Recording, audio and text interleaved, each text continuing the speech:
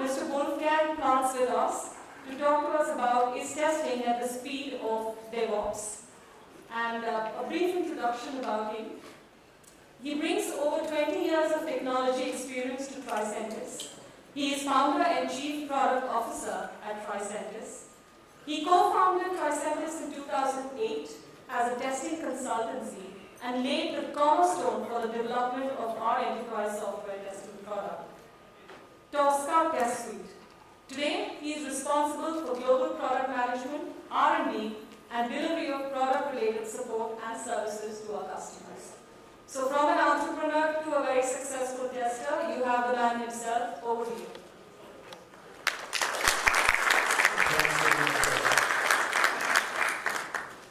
I've been to India repeatedly for a simple reason, because we cooperate with big service providers here very much. And I've been told that I need to introduce myself or need to greet you with a namaste. I hope that is okay. You may have noticed that I've chosen a different second middle name here. Yeah. And Wolfgang has been translated by a friend, and she recommended to say it in India.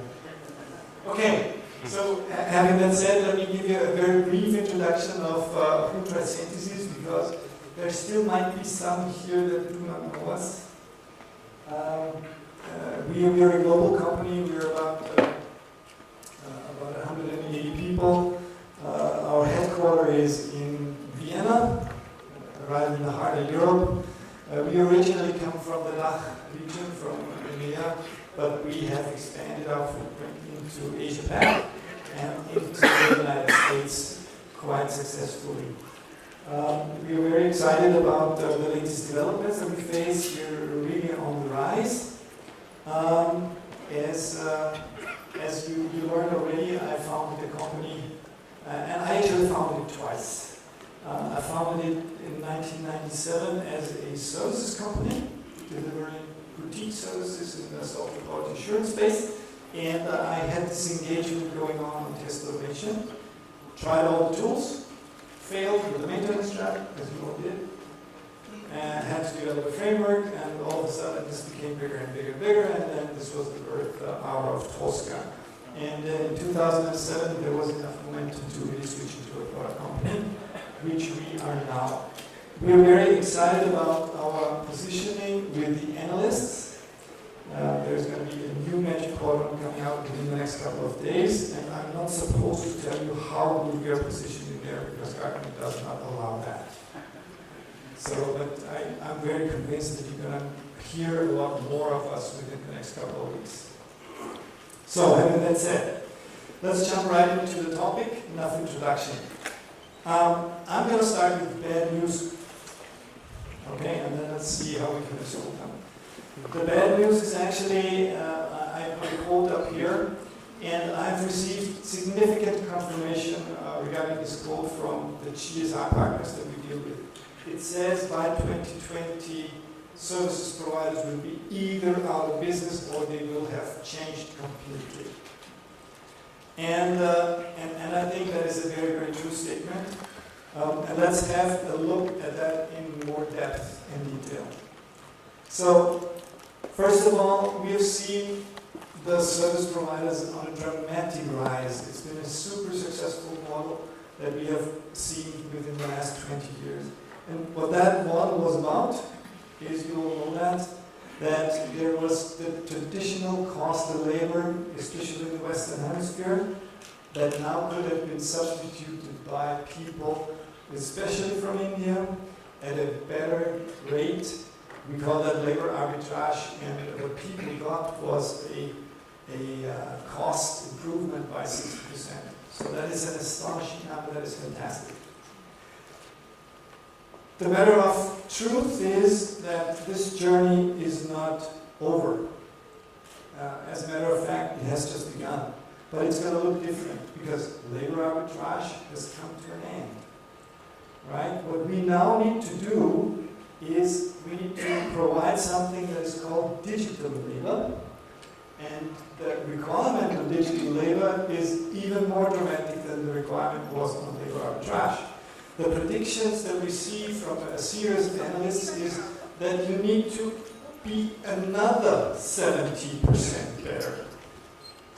So it was 60% within the last 20 years, and now all of a sudden you need to be 70% better, and within the next couple of years.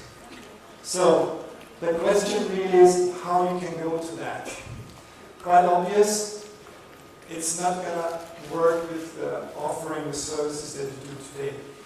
Just cheaper. The only solution to that is that we need to substitute now what 3 people have been able to do in the past should be doable through 1 person.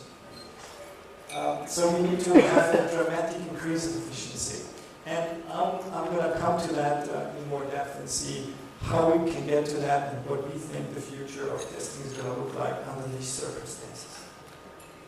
So, bottom line, and that is just a small recap, services providers, you need to change your model. Labor arbitrage is going to come to extinction.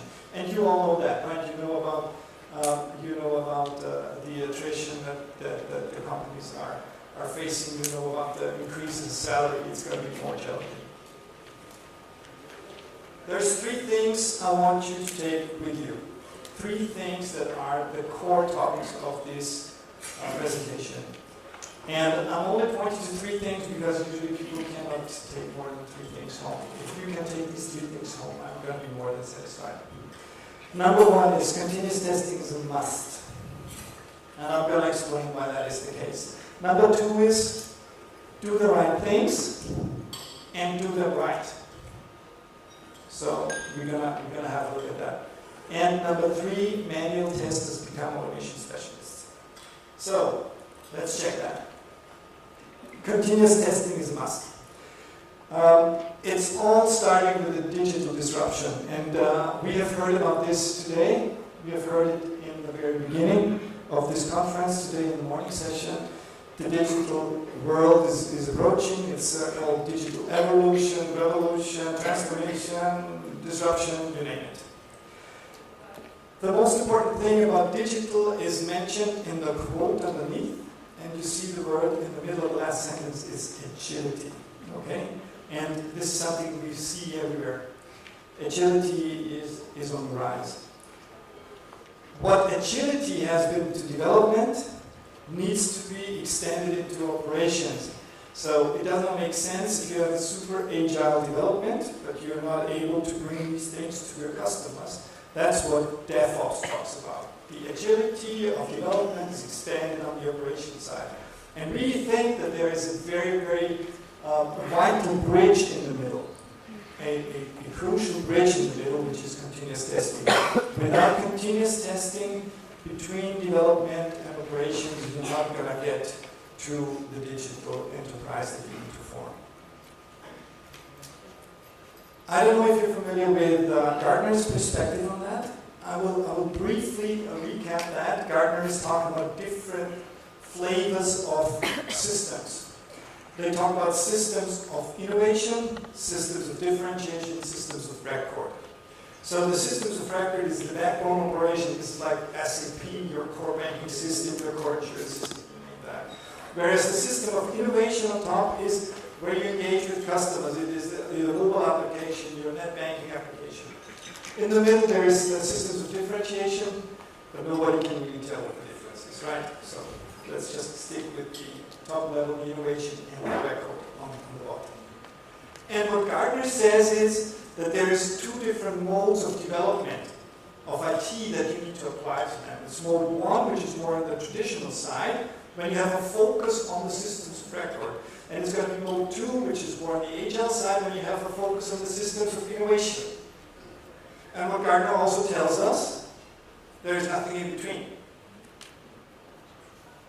Actually, they have been changing this position within the last couple of months, and for those of you who have been to Barcelona on the huge Gartner Summit, they have heard that a little bit different now.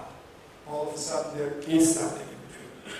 So let's find out about this traditional versus versus Agile. And let's see how popular they are. Because it's very interesting that after a huge rise of Agile, between the beginning of the 2000s and 2010, it seems to have plateaued. So there's still this waterfall stuff going on, which is still prominent, like 30% or so. And I've been talking to some of you guys, and one of the GSI partners told me, hey, you know, we still do 50% of our testing projects in waterfall. And it's one of the biggest ones, okay? So waterfall still is here. The question we need to answer is it the solution of the future? How about this continuous testing stuff regarding waterfall? I personally stick more to the perspective of Forrester. Forrester and Gartner are similar regarding these categories of systems. They also call it systems of record on the top. They would not call it system of innovation, it's system of engagement. Okay? But it means the same, basically. And they do not talk about different modes, but they talk about different speeds. And I personally think that is the better way to look at it. The speeds really talk about how often do you deploy software. We have heard today morning from one of those unicorns. Are you familiar with the term unicorns in IT? Yeah, everybody is? Really? So the unicorns are the shiny new companies out of the global 2000, like the Uber, Facebook, Twitter, and stuff. The unicorns, right? And the others are just horses. That's boring, huh? So every horse now tries to grow a horn, huh? It's not going to happen. It's not going to happen. Okay, so we will still have these horses, the good old horses in the world. But as a matter of fact, what we learned today morning was that, I think it was Amazon, deploying every 11 seconds. Poor customers, huh? Every 11 seconds you have to learn something new. I would be so pissed. We do not need to believe everything out there, okay? So, as a matter of fact, you can slice it, and if you just throw the software to like 5 people, then you take 5 people every 11 seconds, then you also deploy every 11 seconds. That's not what's really happening, okay? But they're deploying very often, okay? Not to be that good. It's a matter of days or even weeks on the systems of engagement. Whereas on the systems of record side, it's a matter of weeks or months or even quarters for an SAP system, right? So it's different speeds, that's for sure. How about agility and DevOps? Does it make sense? Does it make sense to treat a system of record from the perspective of development and test with an agile approach? In order to answer that question, we need to find out what are the core essentials of agility. The core essentials of agility is not that you need to use Cucumber and open source. The core essential is not that you call it BDD or TDD. The core essentials of agility are that you need to be transparent. You need to have this burn down, burn up. You need to be early with your implementation and feedback. You need to be short in iteration cycles. And you need to have collaboration expressing itself through daily standards. And you need to have ownership. That's very relevant, right? So that is the core essentials of Agile. When it comes to development, when it comes to from the epics and user story to the code/config. I've put config here on purpose. You know why? Because in SAP it's not going to be so much code, it's going to be more config. And these paradigms are valid for an SAP implementation as well. This is not tied to just a mobile application. It makes sense in any case. Same thing with what we call the agile downstream, which is now going from code/configuration to delivery. The agile downstream consists of the 3 C's: continuous integration, continuous testing, continuous delivery. Why did I push continuous testing here with the focus? Because we sell testing, huh? But That would be a reasonable explanation, but it's not. That's not the reason. Continuous integration is tech. It's technology, right? You just connect your stuff with Jenkins and that's it. It's not that simple, okay? Continuous delivery is all about technology and a little bit of organization, okay? How about continuous testing? Continuous testing is about technology and a lot of services. Continuous testing, out of the downstream, continuous testing is by far the most expensive thing. That's why I put it up here. Okay, so what is the summary out of this? With no respect which system you are dealing with, the core essentials of agility always make sense. Meaning, continuous testing always makes sense. The only difference is you do not have to deploy software as often. Right? So, how do you implement that? You're going to have a core cycle of agility where you have your sprints, you see that in here, where you have a daily or weekly iteration, but then, when you're done with the sprint, you do not deploy necessarily, but you can keep the software in a staging area and you might deploy if you want. You could, but you don't have to. So, you have a cadence match between the upstream and the downstream, but you can introduce a cadence mismatch between the staging area and the deployment. So, with that pattern, agility of different speeds makes sense. We actually do software like this, and we recommend you, if you deal with a heavy system of record, to also apply that. Agility is the right answer. With agility, continuous testing is the right answer. And that's what I stated as the first bullet point. Continuous testing is a must. So, having that said, how do we get there? How do we get to continuous testing? And that brings me to bullet point number 2, which is do the right things and do things right. Okay? So, that might be a little bit of a philosophical touch, but it's not too much actually. If you want to do things right in testing, what are you going to do? You're going to automate. Right? And guess what? Every single customer we have wants to automate. Every single one.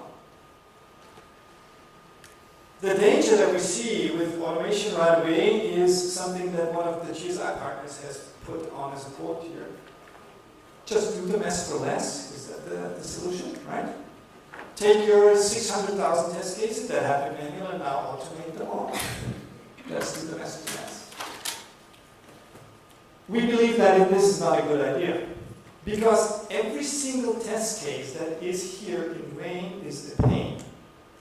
Why is that the case? It's not just the effort of setting it up and maintaining it. What if you find errors? So let me give you a little story on this, right? I've been to the Netherlands, one of the largest insurance companies in the Netherlands, and I gave them a pitch regarding finding the right test cases. Okay? Having the right test case, don't automate right away. Make sure you automate the right things. So, what this guy told me, and he was like 22 years old and hacker, programmer, great guy. He said, you know what? You don't have to tell me that shit about having the right test cases, because I've written this nice simulation engine, and you know what I'm going to do this night? I'm going to throw all the 4 million contracts of life insurance that we have, and I'm going to simulate the full calculation. And tomorrow I can tell you exactly if there's any errors with all the 4 million. And I said, okay, that sounds like a plan. I'm going to call you on Monday. So I called him on Monday, which was the beginning of the week after, and said, so how did it work? And he said, it was great. It was great. All the tests have run through. And I said, did you detect any errors? And he said, yes. So how many? Well, 120,000. So the problem with this was that only 8 real errors caused 120,000 failures. So poor development now had to analyze what was the cause. He did it just once, okay? Nobody is willing to have redundant errors. If you want to have errors, you got to make sure that each and every error stands on its own. That requires that each and every test case has a specific purpose. You better not have test cases in vain. Even if you can automate them, it does not make sense. If it's not at your side, who's going to bear the cost? It's going to be the developers. But it's going to be a painful exercise. So, we're not going to do the mess for less, but we're going to make sure we do the right things. What is the right things? It means to have the right test cases at hand. And what do we need to do in order to get there? We need to introduce risk-based testing. You may say, that's old-fashioned, everybody does risk-based testing. You are not right. Most of our customers don't. They still report through the numbers of test cases. And you know what happens? There are huge numbers of test cases because everybody wants to show how hard they have been working. A high number of test cases is certainly impressive. What are the test cases going to give me? I don't know, but we worked hard, and 10,000 seems to be a lot. I agree. I'm going to sleep good now. That is not what we need to do. Because there is a rule. And this rule is called the 80-20 rule. And everybody knows about this rule, and you can't get beyond it. The 80-20 rule at the origin would tell us that with 20% of effort, you're going to get 80% of the output, right? If you now switch that into testing, it would tell us that with 20% of the most relevant test cases, you're going to get to 80% of the business risk covered. Okay? So this is a highly non-linear correlation. It means that you cannot just count test cases. There are going to be test cases that are worth 1 million and test cases that are worth just 1. You must not just count them. You need to introduce something different, which is called risk coverage. And when we go to customers, what we usually find is that their risk coverage is very poor. It's like 40% on average, right? 40% of the business risk coverage to testing. On the other hand, what we find is that they suffer from huge levels of redundancy if you apply methodology to gathering test cases. So, all in all, there's a huge potential in making things better when we go to customers. We need to introduce risk-based testing, and we need to introduce this new currency in testing, which is called risk coverage. And on average, let me share our experience. On average, we can reduce the numbers of test cases by 2/3 and increase risk coverage by a factor of 2. So that is like a 6x in efficiency. It's huge. The potential is huge. Sometimes people don't want to talk a lot about that for 2 reasons, right? A lot of test cases are a lot of work, that's number 1. Number 2, somebody could ask them, why have you been so stupid in the past? But that is not a good excuse, huh? All right, so that was it. Do the right things. Now, let's do things right. Let's assume we have the right test cases at hand. Let's now see how we go for automation. And here I need to state something that you are probably aware of, that test automation has not kept its promises so far. It's been a disaster. It's been disappointing. Any one of you who has succeeded with it has built an exhaustive framework on top of UTP, right? You have no programming. So, that is the landscape that we see today. If this is 100% of the effort, then we see that the testing industry is still dominated by manual tests. It's about 80% that is still done manually. Just 20% test automation. And when you have a look at test automation in more detail, then you see that by far the most prominent access to the systems to be tested is through the user interface. So it's all about UI test automation. And there's 2 roles that we see. We see the role of manual testers, and then we see the role of automation engineers, who are basically programmers today. Let's see where we need to go in the future. The manual testing is an issue, and what I've stated at the very beginning, that we need to be 3 times as efficient, can only be achieved when you introduce test automation to the max. So, and actually this was Road Quality Report. Thank you, sir, for that report. That is a fantastic report. I personally believe that budgets will not go down. That is the good news we have. You're aware that like 3.5% is the overall growth annually of IT budgets. And software quality assurance is growing faster than IT budgets grow. We are not going to be out of business if we perform as we should. Why is that the case? Because the requirement for testing is, the need for testing is increasing so dramatically. With all the agility and DevOps, who's going to bite it? It's going to be, you need to bite it. The test is going to do it. So, test need is increasing by factors. But budgets are not increasing by factors. So we can only accomplish that with this increased level of test automation. What do we think is going to happen? There will be manual testing in the future, right?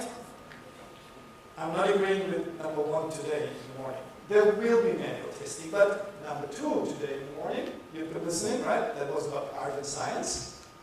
Manual testing will be more on the art side. The exploratory character of manual testing is going to be here. There's not going to be any spec-based manual testing anymore. All the specification-based testing is going to be automated. But, as a matter of fact, it's not going to be dominantly through the user interface. But API testing is going to show up as the dominant implementation strategy.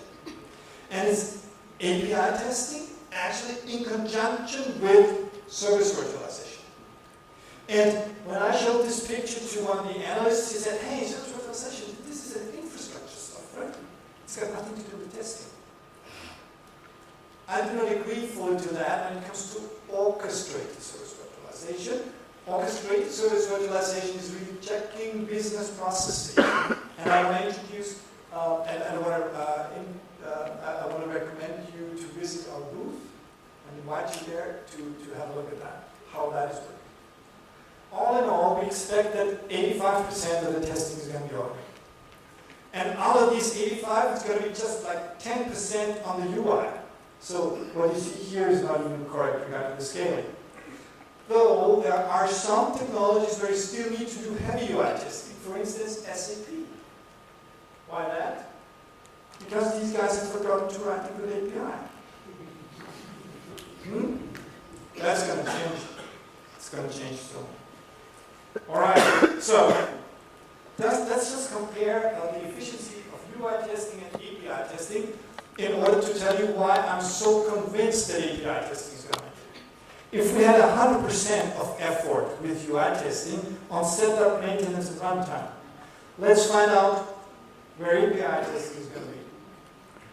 On average, it's 4 times as fast in setup. It's 16 times as fast in maintenance. And it's more than 100 times as fast in execution. This is huge. This is huge. And even more, UI test automation is always going to be regressive, whereas API test automation can be progressive.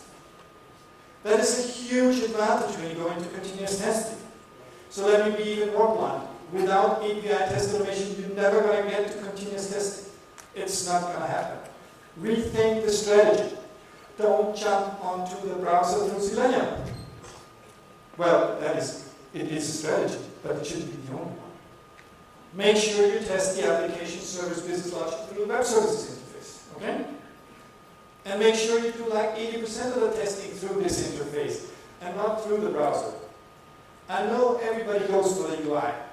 Why? Because you see it, okay? That's not a good reason. All right, so what does it tell us? Well, what's the impact? What is the consequence for all of you here, for our GSI partners, with all that need for automation? Is there going to be a developer's discipline? No. You know why? It simply can't be.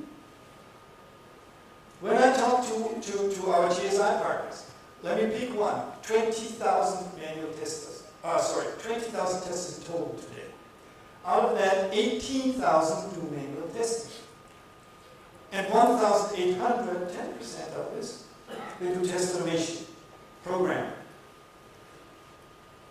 All of a sudden, they need to do 85% test automation. 85% out of 20,000, 17,000. So 15,000 people need to become automation specialists. How's that going to happen? Are we going to shift them into developers overnight? I doubt it. It's not going to work. You need to have tooling at hand that frees you from that burden. You need to have tooling at hand that allows manual testers to be productive in test automation. That's the only solution to that problem. And the answer to that is there is tooling. So number one, that's a no. Manual testers need to become automation specialists. That was bullet number 3.